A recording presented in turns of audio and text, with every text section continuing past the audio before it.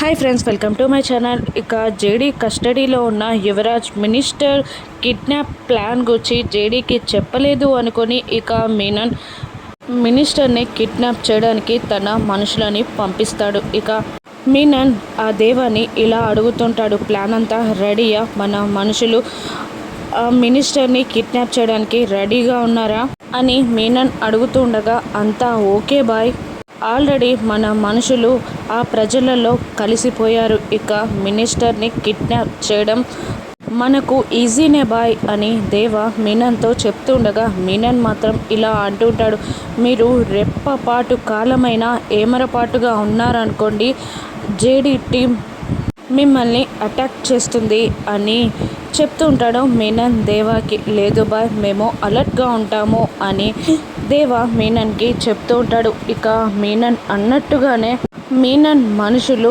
మినిస్టర్ని కిడ్నాప్ చేస్తారు. కానీ ఆ పాటికే జేడీకేడీ కూడా హనుమాన్ దీక్ష బట్టలలోనే, నారింజ రంగు బట్టలలోనే ప్రజల్లో కలిసిపోతారు. ఇక మినిస్టర్ని కిడ్నాప్ చేసి తీసుకెళ్తున్న రౌడీ చేని జేడీ పట్టుకుంటుంది.